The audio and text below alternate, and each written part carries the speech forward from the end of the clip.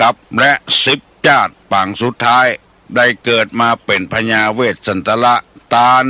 เข้าของทรัพย์สมบัติสละบัลลังก์ไปบวชเป็นพระฤาษีตาลเมียตาลลูกบำเพ็ญขนาดนักจนได้ตรัสรู้เฮาไหวครูบาอาจารย์เนี่ยก่อนเนออาลังหังสัมมาสัมพุทโธภควาพุทธังภควันตังอภิวาเทมิกราบสวากขาโตภควตาธัมโมธัมมังนัมสสามิกราบสุปฏิปันโนภควโตสาวกสังโฆสังฆังนะมามิกราบหันทัพไมยังพุทธัสสะภควโตบุพาภะคณะมะกะลังกะโลมาเสนะโมตัสสะภะคะวะโตอะระหะโตสัมมาสัมพุทธัสสะนะโมตัสสะภะคะวะโตอะระหะโตสัมมาสัมพุทธัสสะนะโมตัสสะภะคะวะโตอะระหะโตสัมมาสัมพุทธัสสะพุทธังสรณังกัจฉามิธัมมังสรณังกัจฉามิสังฆังสรณังกัจฉามิตุติยัมปิพุทธังสรณังกัจฉามิตุติยัมปิธัมมังสรณังกัจฉามิตุติยัมปิสังฆังสรณังกัจฉามิตติยัมปิพุทธังสรณังกัจฉามิตติยัมปิธัมมังสรณังกัจฉามิตติยัมปิสังฆังสรณังกัจฉามิอิติปิโสภะคะวาอะระหังสัมมาสัมพุทโธวิชชาจรณะสัมปันโนสุขโตโลกาวิทูอนุตตโลปุริสาธรรมสารถิสัทธาเตวะมนุสสานังพุทโธภควาติสวากขาโตภควตาธัมโมสันติติโกอากาลิโกเอหิปัสสิโกโอปนะยิโกปัจจัตตังเวทิตโพวินยูหิติสุปฏิปันโนภควโต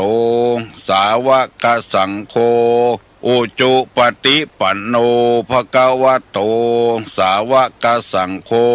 ญาญะปฏิปันโนภควโตสาวกสังโฆสามิเจปฏิปันโนภควโตสาวกสังโฆญาติตังจัตตาลิปุริสายุคานิอัฏฐะปุริสาปุคลาเอสาภะคะวะโตสาวกสังโฆอาหุไนโยปาหุไนโยทักขิไนโยอัญจลิกาละนิโยอนุตตลังปุญญเขตังโลกัสสาติกราบหนึ่งกราบสองกราบสามมาแล้วหนึ่งพ่อแม่พี่น้องลูกเต้าหลานเลนวงศาคณะญาติทั้งหลายมาแล้วเสียงก้องเสียงก้องเสียงมองต่ำเข้าเสียงตุเจ้าเทศนาธรรมมาถึงบ้านมาถึงเฮือนมาถึงห้องนอนมาถึงที่นอนมาในครัวไฟมาในรถเสียงธรรมะเป็นเสียงที่เป็นสิริมงคลมาถึงบ้านถึงจองแล้วเนอะฟังธรรมะคำสั่งคำสอนในทางพระพุทธศาสนาฟังเบื่อฟังนายฟังใกล้กันเถอะเนอะเป็นเสียงที่เป็นสิริมงคลได้ฟังน้ำธรรมคำสอนคนเฮานั้นต้องหาสรณะหาที่พึ่งอย่างใดอย่างหนึ่งท ถ้าบ่มีสรณะบ่มีที่เปิ้งปะอาศัยเหมือนกับรถบ่มีห้ามบ่มีเบรกจะลงที่ไหนก็ลงไปเลยห้ามบัดตันบ่มีห้ามบ่มีน้ำมันเบรกอุปมาฉันใดคนเฮาก็เช่นเดียวกันต้องยกไผ่คนใดคนหนึ่งเป็นบรมครูของเฮายกเอาพระพุทธศาสนาเป็นศาสนาที่ห้ามจิตห้ามใจบ่ฮื้อไปสู่ตังชั่วฮื้อไปสู่แต่คุณงามความดีถ้าดีอยู่ที่ไหนแล้วจะมีคนต้องการมีคนใครได้ถ้าสกปรกอยู่ที่ไหนแล้วบ่มีใครต้องการบ่มีใครใครได้เพราะฉะนั้นการฟังน้ำฟังธรรมเป็นการป้อนข้อมูลที่ถูกเข้าสู่โรงงานเพื่อให้โรงงานคือตัวของเฮานี้เดินทางไปได้สะดวกสบายบ่มีความคัดข้องหม่องใจวันนี้จะได้นำเอากรรมโบราณกรรมบะเก่าเปิ้นบอกไว้ว่าเปิ้นบัดตักจะไปถามเปิ้นบัดตักจะไปบอก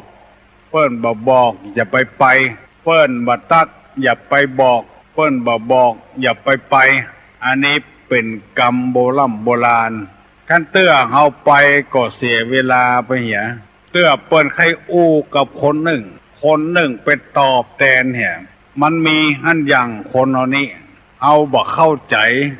เลยไปตอบแทนเปิ้นเพราะฉะนั้นถ้าเปิ้นตักเฮาถามเฮาเมื่อใดเฮาค่อยบอกมาอันเปิ้นบ่ถามเฮาก็จะไปบอกบ่ต้องอู้อย่างสักอย่างมันจะมีราศีดีกว่าที่เปิ้นบ่ถามที่เปิ้นบ่ตักล่นไปบอกให้เปิ้นบ่บอกล่นไปโดยเปิ้นมันขวางหูขวางตาคนอื่น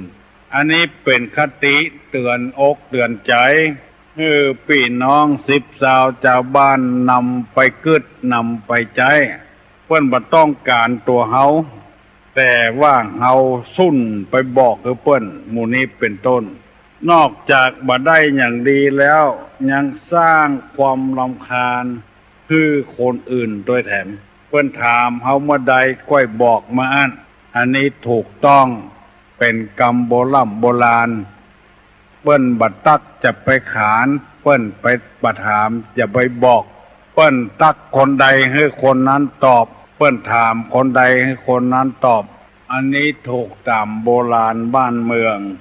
วันนี้จะได้นำเอากรรมของจริยธรรมของผู้นำมาเสนอให้ท่านผู้ฟังทั้งหลายได้ฟัง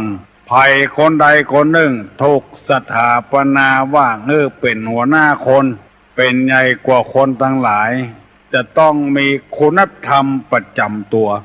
ถ้าบ่มีคุณธรรมแล้วก็นำหมู่นำคณะไปในทางที่เหลวแหลกในทางที่บดีข้อนี้มีอยู่ว่าจริยธรรมของผู้เป็นหัวหน้าคนมีอยู่4ประการ1สังฆะวัตถุ4สังฆะวัตถุ4นี้มีทานมีปิญญวาจามีอัตถจริยาอันนี้เพื่อเสนอให้พี่น้องทั้งหลายได้ฟังในฐานะที่เป็นหัวหน้าคน2ให้มีพรหมวิหารทั้ง4 1ให้มีเมตตา2มีกรุณา3มีมุทิตา4มีอุเบกขาอันนี้ได้อธิบายไปแล้ววันนี้จะได้ขอเมตตาเวลากับท่านทั้งหลายอธิบายข้อที่3มีใจความว่าทันตาความจริงทันตาตัวนี้น่าจะเป็นเขี้ยวแต่ภาษาบาลีออกมาอย่างอีวัฏทันตาแปลว่ารู้จักปรับปรุงตัวเข้ากับคนอื่นรู้จักปรับปรุงตัวเก่าเข้าหาคนอื่นอันนี้เป็นจริยธรรมของคนที่เป็นหัวหน้าคนปรับตัวเข้ากับลูกปรับตัวเข้ากับเมียปรับตัวเข้ากับชาวบ้านปรับ ตัวเข้าหาพระสงฆ์พระเจ้าปรับตัวเข้าหาพระผู้คนป่วยปรับตัวเข้าหาลูกน้องคือเข้ากันดี ถ้ามันห่างจากกันมันเป็นการตัดตอนตัดขั้นตอนมันบัดต่อเนื่องกัน หัวหน้าที่ดีจะต้องกับต้องเข้ากับลูกน้องถึงจะถูกต้องบางทีลูกน้องจะเข้ามาหาตัวก็เข้าบ่ได้เพราะเป็นใหญ่เป็นโตการที่บ่เข้ากันนี่มันอันตรายสองคนพ่อลูกนั่งกินข้าวด้วยกันอันนี้ก็บ่เข้ากันอย่างว่านะกันโคดมานี่บ่อู้กับเมียบ่อู้กับผัวบ่ปากห่อกันจะเอาอย่างใดแถมลองคิดพอหรอจะเอาฟ้าเอาดินที่ไหนจะฮื้อไผ่จะฮื้อระวังกันโทผิดกันแล้วบ่ถูกกันบ่ปากห่อบ่อู้กันได้เป็น9 วัน10 วันบางทีได้เป็นปีพุ่นเอาอยู่ด้วยกันมีไอ้หยังจะต้องปรึกษาหารือกันเวลาผิดก็เป็นผิดไปอย่าเวลาถูกก็เป็นถูกไปอย่า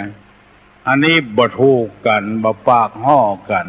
มีหลายบ้านหลายจองผัวเมียบ่ถูกกันแล้วบ่อู้กับกันจะไปคิดว่ามันแน่นะลูกเต้าบ่สบายหันพ่อกับแม่บ่อู้กัน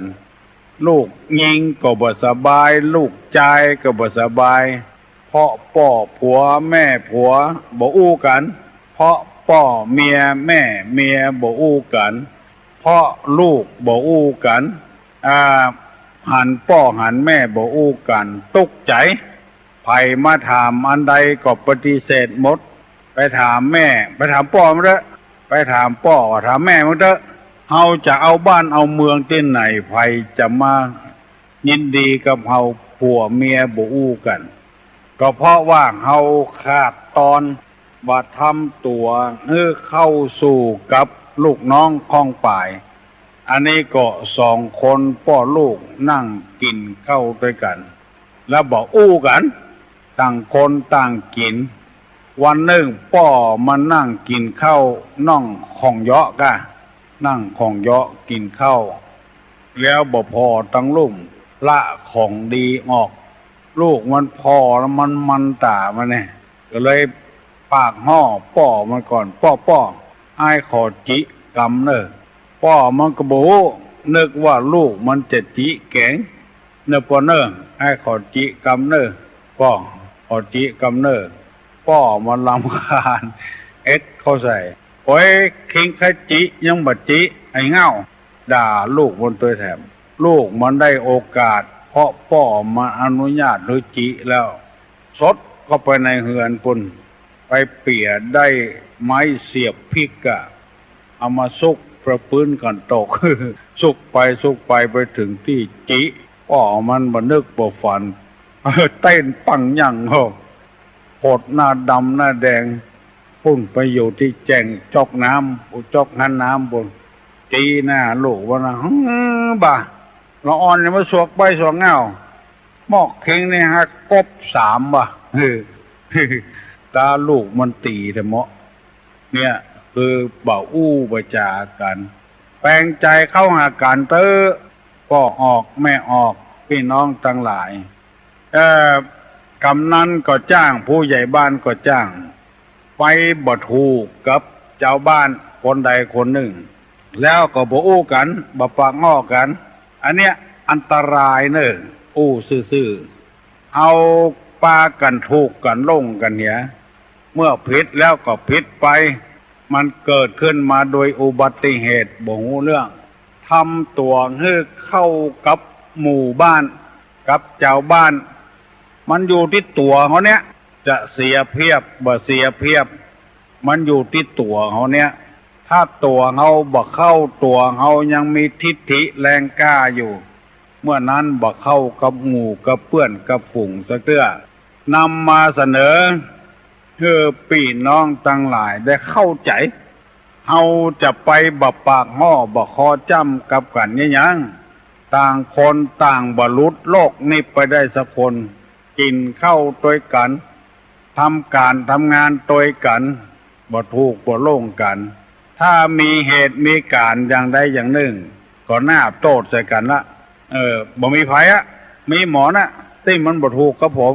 หมู่นี้เป็นต้นในฐานะที่เราเป็นผู้ใหญ่นะเป็นป่อบ้านแม่บ้านป่อเฮือนแม่เฮือนเป็นผู้หลวงกะเป็นครูกะ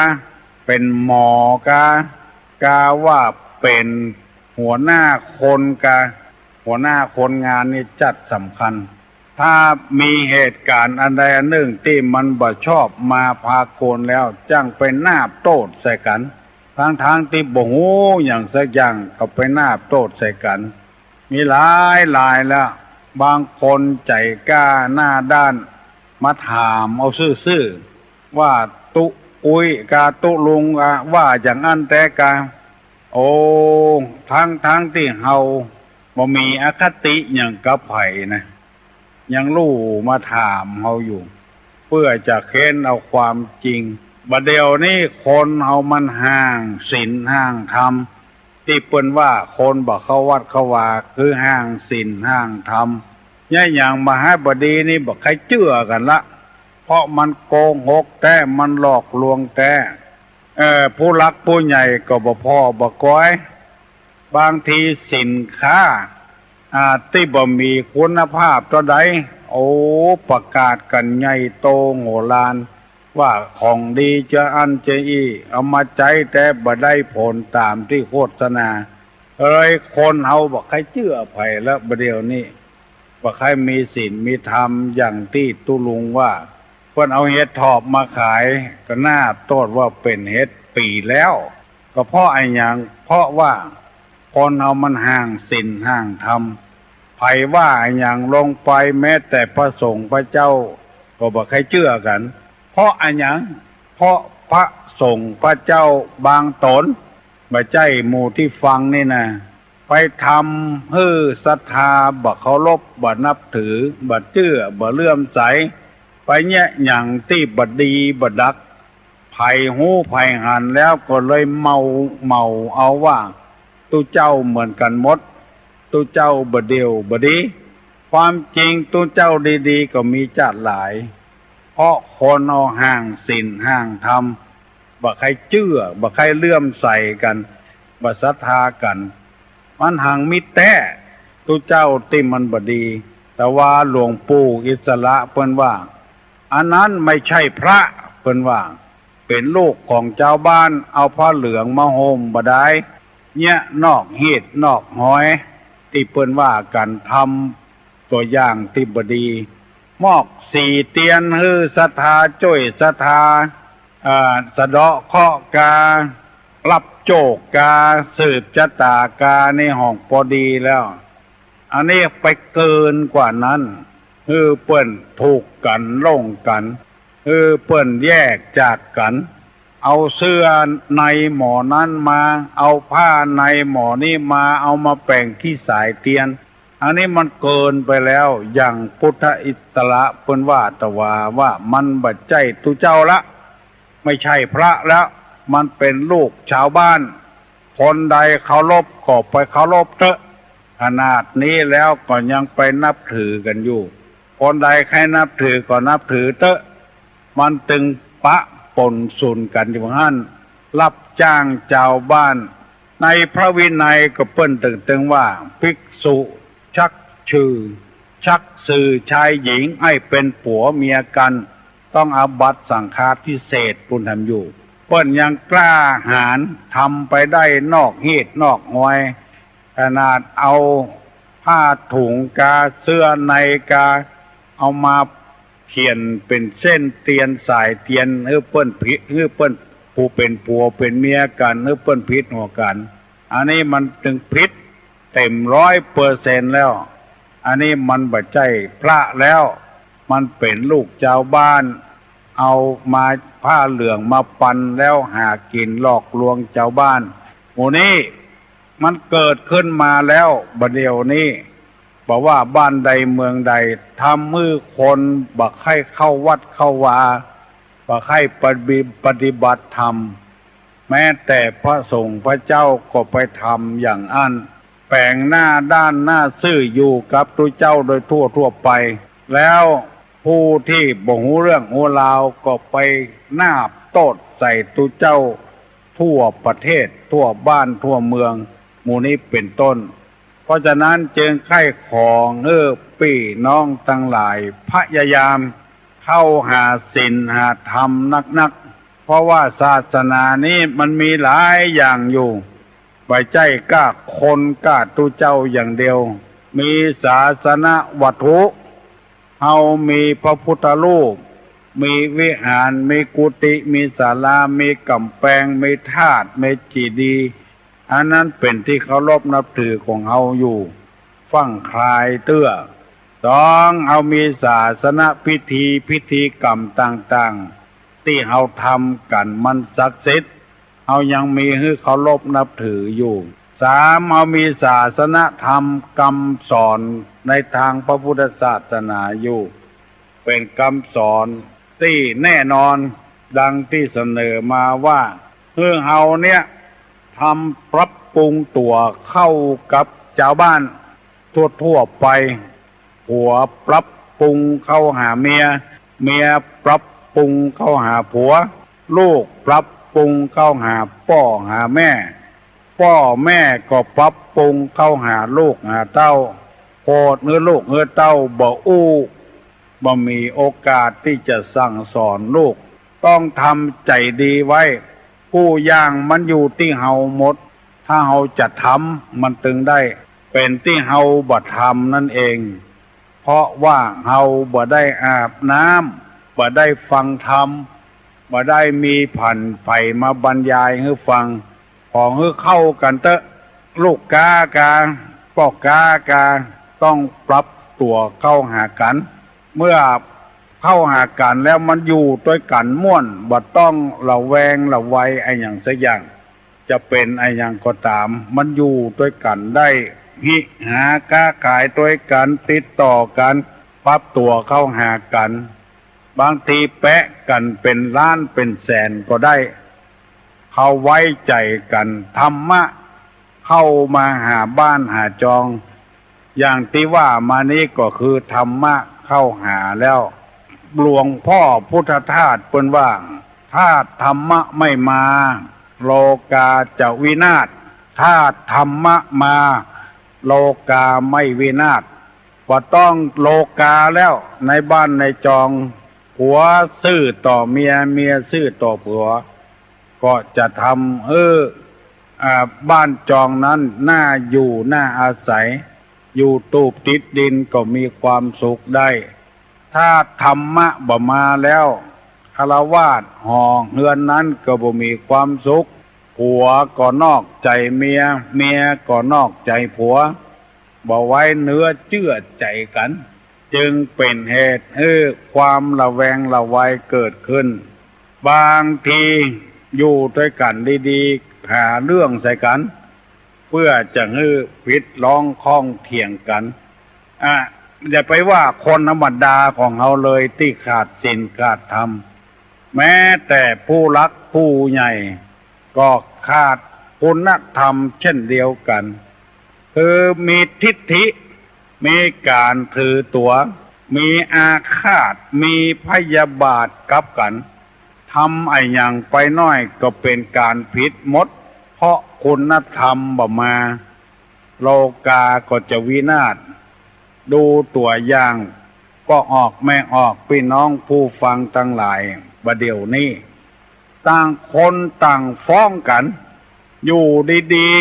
ๆฮือเปิ้นยุบพักละตัวบ่เกิดหาพ้องถ้าเปิ้นสั่งยุบพักตัวเก่าก็เดือดร้อนนะเมาะละตัวเองสั่งได้สั่งเอาว่าฮือยุบพักเปิ้นเวลาเปิ้นจะยุบพักตัวก็เดือดร้อนหาว่าเปิ้นอย่างนั้นอย่างนี้เพราะคนเอาขาดศีลขาดธรรมมีความอิจฉาตาร้อนกันคนใดจะได้เป็นดีในบ้านในเมืองบ่ได้คมกันเคกกันขี้กันบัดเดียวลิ่งเมินไปก็ยิ่งให้ศ สังเกตพอเตอะสมัครเป็นผู้ใหญ่บ้าน3 คนได้คนเดียว2 คนบ่ได้2 คนนั่นแหละไปคุยเปิ้นไปคุยแกผู้ใหญ่บ้านใหม่แก่ใหม่แก่อย่างอันอย่างอี้ไปปลุกระดมชาวบ้านเพราะตัวบ่ยอมบ่ได้เป็นแก่ตัวเปิ้นแล้วก็บ่ยอมเหมือนกับบ้านเมืองเอาตึงวันเนี่ยพรรคอื่นได้เป็นรัฐบาลเพราะชาวบ้านเลือกถล่มทลายไปหมดบ่พอใจเด้อคุยจะเอาเรื่องเอาราวอยู่ต่างหากล่าบ่ได้เรื่องน้อยเดียวดานก็เอามาพิษหัวกันเพราะคนเฮาปราศจิตปราศจากศีลปราศจากธรรมนั่นเองจึงขอเจริญพรให้ท่านผู้ฟังทั้งหลายได้รับกรรมข้อเสนอของตุลุงนี้แล้วพยายามปรับปรุงเพื่อเข้ากับคนอื่นเพราะไอ้อย่างมันอยู่ที่ตัวเฮาหมดเอาจะฮื้อเข้าก็ได้เบิกฮื้อเข้าก็ได้เอาจะฮื้อดีกับกันก็ได้ฮื้อห้ายกับกันก็ได้แต่ในทางที่นี้เปิ้นบอกว่าถ้าจิตใจเป็นกุศลแล้วเขาจะบ่เข้าก็จ้างจะออกก็จ้างเฮาพยายามตีตัวเข้ากับเขางอกับเมียพ่องงอกับผัวพ่องเมื่อเข้ามันจะอู้กันไปเตือนน้อยเฮายังมีทิฏฐิอยู่เรียกว่ามิจฉาทิฏฐิถือผิดบ่ถูกต้องตามธรรมชาติแล้วธรรมชาตินี้คือมันถูกต้องนี่อย่างสังเกตพอใบมันเอาไปใจอย่างใดอย่างหนึ่งเอาแปลงยาก็ได้เอามาห่อตองก็ได้เอามาผสมกับอย่างอื่นเอาแป้งอย่างก็ได้กิ่งมันก็เอาไปใจแถมอย่างเปลือกมันแล้วก็แกนมันแถมหากมันแถมเอาใจคนอย่างหัวเนี้ยคนเอาก็เช่นเดียวกันต้องอ่อนน้อมเข้าหากันน้าวเข้าหากันถ้าต่างคนต่างอยู่เหมือนกับดินไฟกับถ่านมีมันอยู่คนที่คนต่างแล้วเผาอย่างใดมันก็แบบไม่ถ้ามาผสมกันแล้วถ่านมีอยู่ติ้งดินไฟอยู่ติ้งเอามาตำสูนกันเอามาแป่งเฝ้าดังพ่มได้น้ำอยู่ติ้งสีอยู่ติ้งเอามาย้อมผ้ามันก็บ่เป็นต้องเอามาผสมกันถ้าได้สีแดงเอาสีแดงมาผสมกับผ้าแล้วก็เอาผ้าเขาย้อมมันก็ดีขึ้นมาเหมือนกับคนเอาเนี่ยบ่น้อมตัวบ่ทอมตัวเข้าหาไผบ่ปรับปรุงตัวเก่าเข้ากับพี่น้องศิษย์เจ้าบ้านต้องการในอย่างมามันลำบากเอาละพี่น้องทั้งหลายตุลุงจะย่างแห่ก่อนขอมีอายุมั่นขวัญยืนหิมากาคืนมีโชคมีลาภยกมือไหว้จะปั่นปอนแล้วสัพพิติโยวิวัจจันตุสัพพะโลโกวินัสสตุมาเตภวะตวันตะลาโยสุขีทีกายุโกภวะอภิวาทนะสีลิสะนิจจังบุทธาปัจจายโนจัตตาโลธัมมาวัฏทันติอายุวันโนสุขังปะลัง